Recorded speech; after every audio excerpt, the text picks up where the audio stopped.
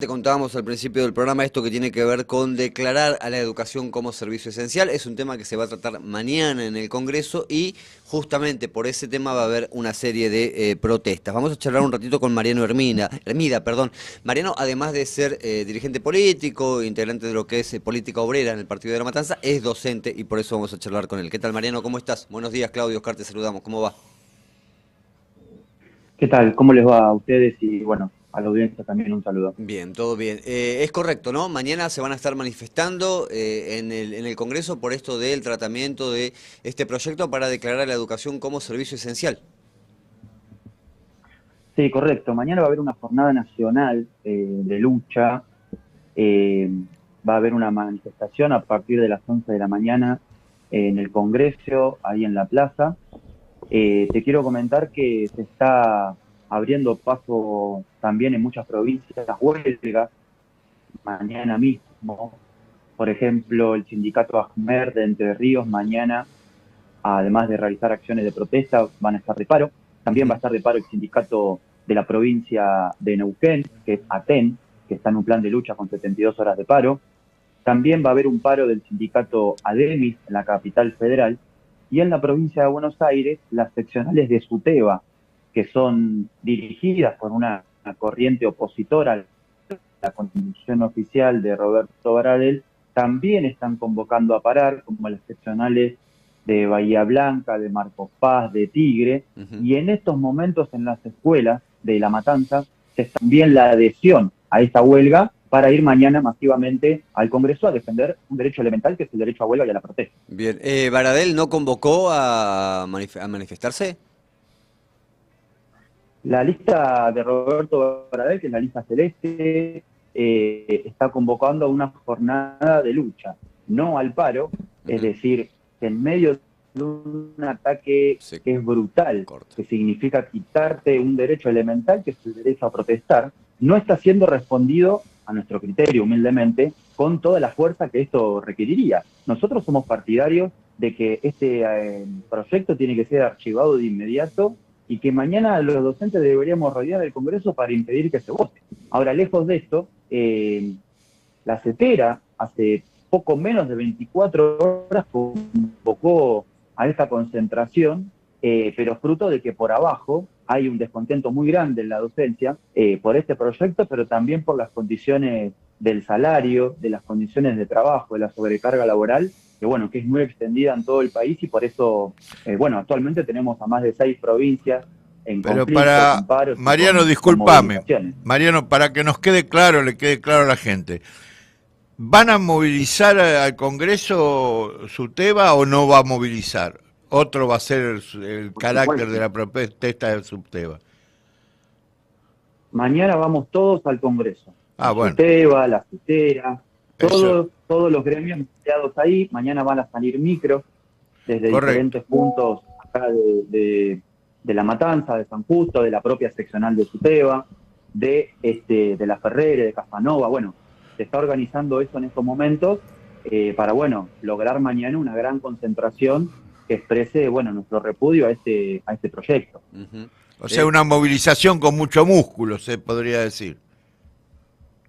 Bueno, es a lo que apostamos, porque acá Milei y los que colaboran con Milei en el Congreso, recordemos que Milei no tiene mayoría, tanto en la Cámara de Diputados como en senadores, están decididos a destruir, en principio, la educación pública para avanzar en una privatización y luego para destruir las condiciones laborales de la docencia. Yo Ujú. quiero recordar a la audiencia, que probablemente que es habitual del programa, que está en agenda la modificación también de nuestro régimen jubilatorio, que es un pedido que el FMI viene haciendo hace rato, y por lo tanto no es casual que nos quieran quitar el derecho a huelga. Es decir, te quito primero el derecho a protestar y después tengo el terreno libre para avanzar en otro tipo de reforma. Este es el contenido, bueno, muy claro de este proyecto que claramente está integrado a esta reforma laboral que se aprobó en la ley base. Seguramente pretenderán desenganchar al jubilado docente del activo, ¿no? Hoy por hoy el jubilado en el IPS va enganchado del activo, o sea que dentro de la pobreza salarial cobran mucho mejor que los que están en el ANSES. Exacto, nosotros tenemos un régimen que a veces se denomina especial, ¿no? En general, cuando se habla, pero también es especial porque aportamos el doble o el triple que otros trabajadores a nuestra caja jubilatoria. Y bueno, y también hemos conquistado una jubilación, digamos, anticipada con respecto a otros trabajadores, por la característica de nuestro trabajo, ¿no? Ujú. Eh, pero yo lo que les quiero transmitir ahora mismo que estoy en una escuela, es que esta acción de mañana se está discutiendo fuertemente por los informes que tenemos en diferentes escuelas y lugares, y en estos momentos hay asambleas y reuniones donde se está votando en un caso parar y en otros casos asistir mañana a la movilización. Bien, esa es la postura de ustedes, Mariano, y queda clarísima, ¿no? Me parece, no lo escuché todavía, pero probablemente el discurso del gobierno, entendiendo más o menos por dónde va, sea, no, no le estamos quitando el derecho a huelga. Pueden protestar, pero tienen que garantizar el derecho a clases para que los pibes puedan ir a la escuela. Va a ser ese probablemente el discurso del gobierno, digo, en principio, ¿no? Sí, está claro. En primer lugar, ese discurso que vos bien mencionás viene acompañado en principio de una concepción que nosotros ya, incluso el propio sindicato, es decir, que no compartimos, que es que la educación es un servicio. Ya acá está contenida la idea de una privatización, que si Ujú. vos querés un servicio, Bien, andá y pagalo, se ¿se entiende. entiende? Para Sí. nosotros la educación es un derecho. Ujú. Entonces, ya desde entrada, acá queda claro el objetivo de fondo. Después está la demagogia de nos importa la educación, nos importa que se garanticen los días de clase y demás, pero claramente lo que observamos es lo contrario. Hubo una reducción de las partidas destinadas a educación, a los planes que existían de conectividad, a los comedores, bueno, al propio salario de los docentes, se ha quitado el FONIR, se ha eliminado la paritaria nacional. Por lo tanto, un gobierno que se presenta como preocupado por la educación, de ninguna manera puede tener el argumento de que ahora le preocupa la educación siempre y cuando el docente hace huelga. Porque yo quiero comentarles que las clases, lamentablemente, se suspenden permanentemente, pero porque las escuelas están ediliciamente en condiciones que no corresponden, por falta de agua, por falta de luz. Sí, claro, algo que no tiene que Es ver con decir, la huelga, que tiene que ver con la infraestructura y con la responsabilidad del Estado. mirá, si nosotros hacemos una estadística, miren la cantidad de clases que se han perdido en un promedio en La Matanza, pero en general en la provincia, en todo el país, y no ha sido porque este año ha habido huelgas locas de los docentes, sino porque las propias condiciones de trabajo así no lo permiten. Cuando hace frío, bueno, se tienen que suspender clases porque hay escuelas donde no hay estufas y los chicos vienen literalmente a enfermarse. Ujú. Entonces, acá no hay ningún tipo de interés de, de, de, de este carácter. Es un gobierno que está destruyendo los salarios, las jubilaciones, que está avanzando en un desfinanciamiento absoluto. Y fíjense, y este proyecto no es casual que sea apoyado por las patronales educativas, es decir, por las escuelas privadas, en donde el derecho a huelga en la actualidad prácticamente está prohibido, porque cualquier docente que ejerce ese derecho es automáticamente despedido. Y fíjense que el gobierno está subsidiando a través de vouchers a ese sector y en cambio está desfinanciando a la escuela pública. Ujú. Acá lo central es lo siguiente. La docencia ha sido históricamente un sector combativo que ha enfrentado a todo tipo de gobiernos cuando ve amenazados sus condiciones. Y bueno, y se quiere poner ahí, digamos, el ojo, porque el plan del gobierno es muy agresivo y necesita, digamos, tener bajo control a la docencia, pero esto no lo va a lograr tampoco la función de este proyecto. Mariano, hay un tema que primero hago una aclaración. Desde el programa siempre estamos a favor del derecho a huelga, ¿sí? Siempre, siempre del lado del laburante. No nos corremos de ese lado. Pero hecha esta aclaración, te pregunto. Viste que en la sociedad argentina caló mucho ese discurso contra el piquete, contra el corte de ruta, a tal punto que gran parte de la sociedad argentina tal vez haya votado a este tipo de gobierno, o le guste la línea Patricia Bullrich por eso que tiene que ver con los piquetes. ¿No te parece que ocurre más o menos lo mismo en cuanto a la docencia, que hay una parte de la sociedad que se muestra cansada por ahí por desinformación, por ahí por no entendimiento de esto que tiene que ver con los paros de los docentes. ¿Se habla de esto, digo, por parte de Bueno, los docentes? ¿Lo charlan ustedes? sí, por supuesto, es un tema habitual y es un tema que también conversamos nosotros con la familia, porque, a ver, por las características de nuestro trabajo estamos en un contacto permanente con nuestros alumnos, con la Claro, familia, nos hacen llegar sus preocupaciones. Cada vez que nosotros tomamos una medida de esta, eh, que puede ser una huelga, que puede ser una movilización o algo que implique, digamos, que no se dicta clases ese día o en parte de ese día, eh, bueno, lo que ponemos acá de manifiesto es que los responsables no somos los que tomamos las medidas, sino que nos obligan a tomar estas medidas. Vos fijate, prácticamente no se habla de educación o de los docentes si es que no hubiera una huelga o un paro que lo ponga de manifiesto. obvio. Te quiero comentar esto. En la provincia de Córdoba, donde Milei sacó, entiendo, si no recuerdo mal, ustedes corríjanme, uno de los mayores Sí. guarismos Ujú. en términos electorales, hace 2 días se produjo una huelga docente y una movilización de 30.000 docentes. No me cabe ninguna duda que entre los docentes que se movilizaron hay compañeros que decidieron el voto por Milei, Sí, sí. y los compañeros que estuvieron allá nos transmitían de la simpatía que había recogido la manifestación, porque por ejemplo se sumaban sectores de la salud, otros vecinos que salían y bueno, mostraban su simpatía. Por lo tanto, esta idea de que la gente, bueno, ya tiene una posición tomada alrededor de que rechaza las medidas de protesta, los piquetes y demás, entendemos que puede ser en un momento transitorio, pero que claro, cuando a vos te llega la boleta de la luz, Te iba a cuando te decir llega la eso. boleta del gas, Te iba a decir eso, ¿no? te vas El a... contexto también ayuda a que una huelga, un paro, sea del sector que sea, encuentre empatía en la sociedad, ¿no? Vos sabés que le pasó lo mismo a la gente de Medamax, del supermercado de acá de Gregorio de la Ferrer. Finalmente llegaron a un acuerdo, pero estuvieron, si no me equivoco, unos 40 días acampando. Y nos decían siempre ellos, el referente con el que hablábamos, que los vecinos mismos le alcanzaban comida para que tengan durante todos los días, ¿no? Se solidarizaban de diferente manera. Supongo yo tiene que ver con esto que estás diciendo vos, ¿no? El contexto social que hay. Sabernos todos afectados por la situación. Claro, pasa lo siguiente, Argentina está en una situación con un 55% de pobreza, Ujú.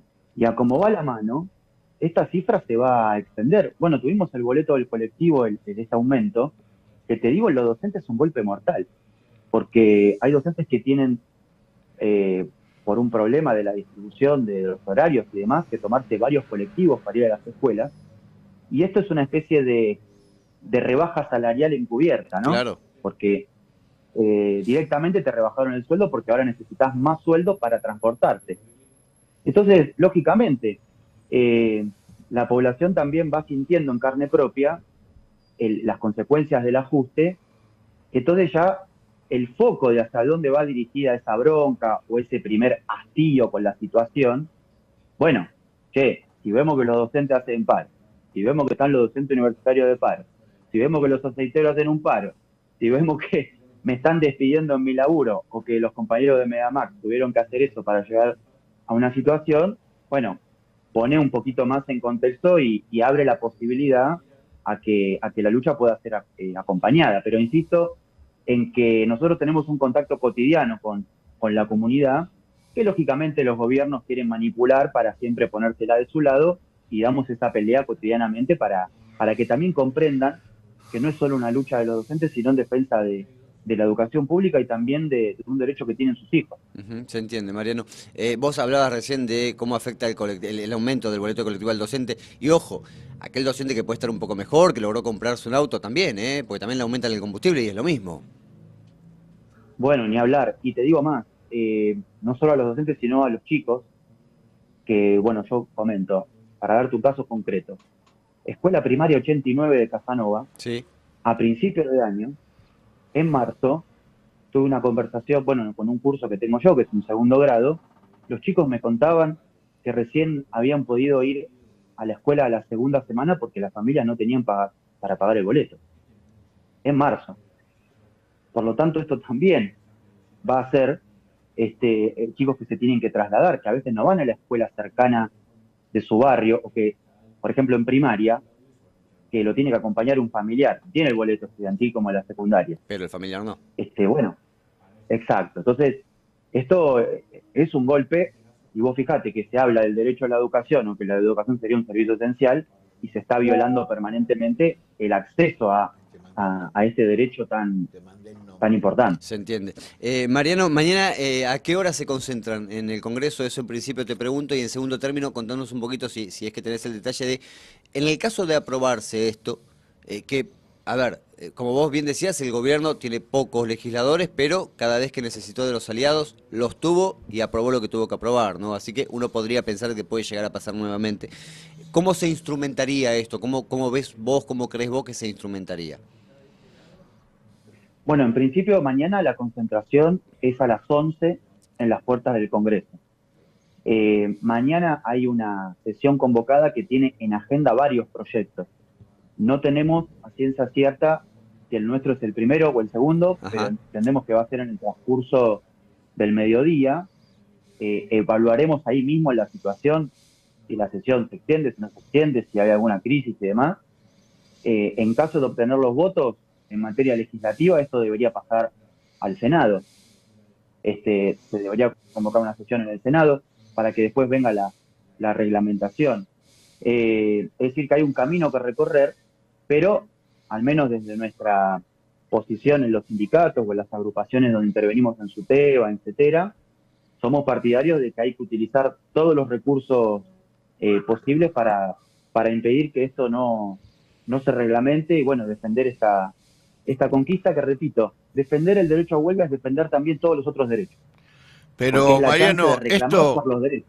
esto ya ha logrado un primer paso porque debió transitar por la Comisión de Educación y seguramente por Presupuesto y Hacienda, y galopó por ahí, ¿no? O sea, tuvieron todo el apoyo necesario para que llegue al Palacio mañana.